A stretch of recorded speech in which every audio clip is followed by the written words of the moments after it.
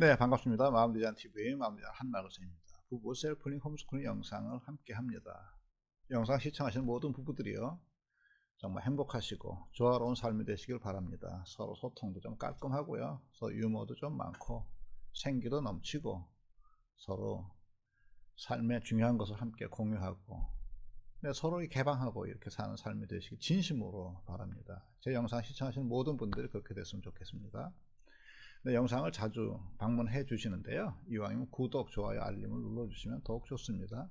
영상 밑에 보면 빨간 구독 버튼이 있어요. 그걸 누르시면 됩니다. 네, 오늘 영상을 함께 하도록 하겠습니다. 네, 오늘 영상은요, 빈 둥지. 네, 자녀들에게 쓰던 에너지가 다 이제 그만 써도 그들이 다 자신의 삶을 산다든가 할 때 허전하게 밀려오는 빈 둥지, 혹은요, 네, 사회적으로 내가 무엇을 이루기 위해서 아주 최선을 다합니다. 그리고 그것이 이루어지는 거죠. 사회적 성공. 어떤 일은 실패이기도 하겠습니다. 네, 이런 사회적 성공과 실패 뒤에 오는 삶의 의미 상실에서 발생하는 외도, 그리고 이거 극복에 관한 영상입니다. 네, 빈둥지 증후군. 그냥 사회적 성공 뒤에 오는 삶의 목적성의 상실. 네, 이렇게 되면 삶의 에너지의 방향을 잃게 됩니다. 네, 부부가요, 자신들의 최고의 관심이든, 네, 자녀들의 성숙, 성장이 됩니다. 자녀가 독립을 하는 거죠. 자녀들을, 네, 독립시키기 위해서, 네, 우리가 양육하고 키웠는데요, 그들이 독립을 하고 그들의 힘으로 세상을 살아가는데 내 가슴 한쪽에는 텅 비게 되는 겁니다. 빈둥지 증후군이죠. 또 어떤 부부는요, 부부가, 네, 돈 벌어서요, 무엇인가 안전을 담보하는 거, 네, 집을 키우든지, 노후 준비를 하든가, 저축을 하든가, 어떤 일정한, 네, 이런 어떤 재물 혹은 재산의 볼륨이 되는 것. 근데 이것을 자신의 삶의 목적으로 여기고 살아왔습니다. 근데 그 삶의 안전이 어느 정도 이제 이루어진 거예요. 그러게 되면은요, 이 에너지가 가야 될 방향을 잃게 됩니다. 삶의 의미, 가치 상실이죠. 네, 이런 가슴 한쪽이 뻥 뚫린, 네, 이런 공허, 외로움 때문에, 네, 부부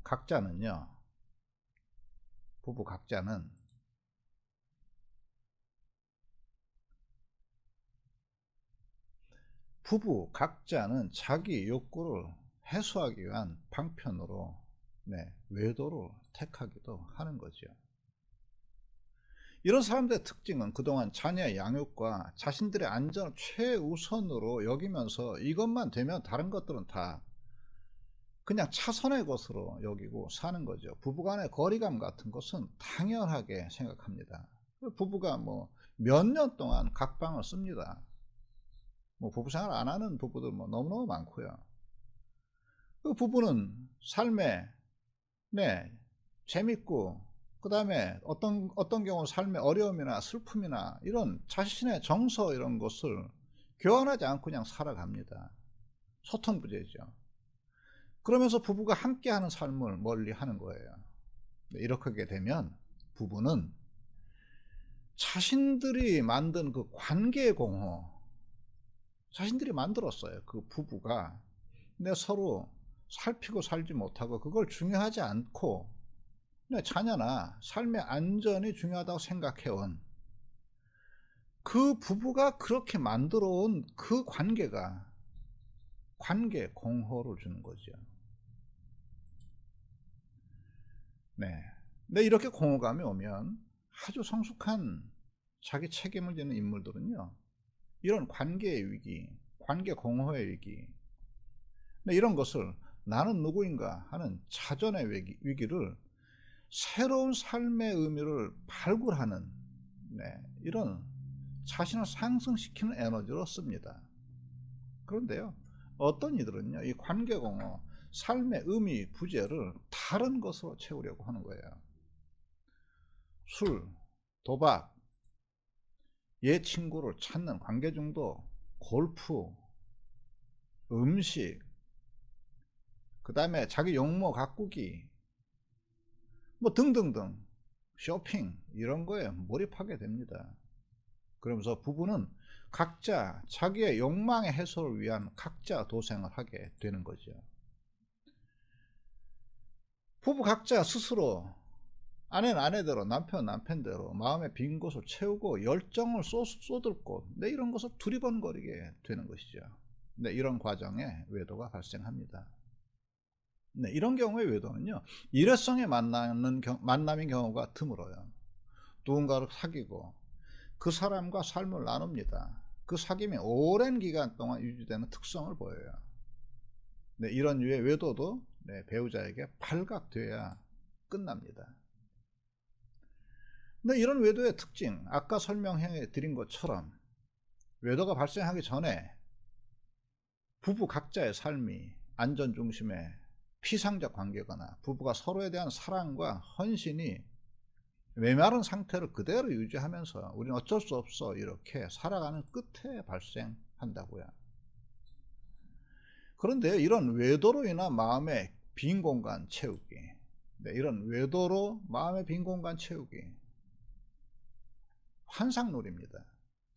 이런 놀이로는요, 자기의 존재감의 빈 공간을 채울 길이 없는 겁니다. 이런 외도의 거의 모든 가해 배우자들은 이런 외도의 열정으로도 결국은 자신의 내면의 빈 공간을 채울 수 없었다고 고백합니다. 그 외도가 있었지만 그 외도가 끝나거나 어떤 행위가 끝난 뒤에 끝없는 공허와 외로움, 관계 단절은 끝없이 몰려왔다 이렇게 이야기하는 거죠. 오히려 행위 뒤에 따르는 배우자에 대한 죄책감, 자기 수치심에 휘달리곤 하는 거죠. 그래서요, 빈 둥지나 사회적 성공 뒤에 오는 의미 상실은 그런 식으로 채우려 해서는 안 됩니다. 자기의 공헌은요, 주체적 자기로 채워야 하는 거죠. 주체적 자기. 우리는 우리가 스스로에게 부여하는 삶의 의미대로 살아가게 됩니다. 내가 내 빈 가슴, 공허, 아니면 사회적 성공 뒤에 오는 삶의 무력함을 인생 뭐 있어? 이렇게 삶이 뭐 별거 있어? 다 그렇고 그런 거지. 남들 다 그렇잖아. 모두 그렇게 살다 가는 거야. 근데 이렇게 내 삶의 의미를 부여하면 자신의 삶이 그렇게 되는 거라고요. 내가 삶이 별게 있어? 라고 생각하는데 어떻게 내 스스로 가치 있다고 생각하는 삶을 살겠습니까? 별거 없는 삶을 살게 되는 거죠. 다들 그렇게 살아. 다들 그렇게 살아 하면 어떻게 나의 고유한 내 존재적 실존의 삶을 어떻게 살아낼 수 있겠습니까? 다들 그런 대로 세상에 보여주는 그런 대로 살게 되는 거 아닙니까? 왜 그러냐고요? 자기 자신의 삶의 의미 창조자는 자기 본인이기 때문에 그렇죠. 내가 내 삶의 의미를 창조했기 때문에 그런 겁니다. 이 말은 자기가 자기의 삶의 의미를 어떻게 부여하는가에 따라 마음의 빈 공간을 그대로 비워놓은 채로 놓거나 아니면 삶의 새로운 의미로 가득 채울 수 있는 것이죠. 자, 어떻게 하시겠습니까? 삶이 다 그런 거야. 이렇게 살아가시겠습니까? 아니면 내 삶의 의미는 이거야 하고 삶의 의미를 새롭게 하시겠습니까? 우리는 누구나 의미의 인간입니다. 나이가 한 40, 50, 60 이렇게 되잖아요. 그러면 세상에서 우리에게 주는 압력에서부터 자신의 실존적인 주체를 깨워내야 합니다. 그래서 세상의 압력과 독립되어 있는 내 주체적인 존재를 발견해내야 돼요. 이게 의미인간입니다. 근데 이런 의미의 인간의 특징이 있습니다. 이런 의미인간들은요, 자기의 죽음을 인식하고 삽니다. 자기의 죽음을 인식하고 삽니다. 자기의 죽음을 인식하고 사는 것이 무의미의 인간과 의미의 인간의 갈림길이에요. 우리는요, 누구나 나에게는 죽음이 오지 않을 거야 이렇게 죽음을 애써 외면합니다. 죽음을 애써 외면하죠. 치장으로, 돈으로, 그 다음에 무슨 뭐 날 드러내는 것으로, 네, 끝없이 외면하죠. 그런데요, 자기 죽음을 아는 이들, 내 죽음을 직면한 이들은 지금 여기에 살면서 살아감의 의미를 찾습니다. 죽음을 직면한 이들만이 지금 내가 여기 살아있는 것, 살아 존재하는 것의 의미의 가치를 찾는다고요. 진정으로 그렇습니다. 진정으로 그렇습니다. 이 세상에 지혜의 삶을 사는 이들, 근데 이거는 배움, 학력, 학식과 전혀 관계가 없습니다. 그게 직업이 무엇이든, 그거 어떤 스펙을 가졌던과 상관이 없어요.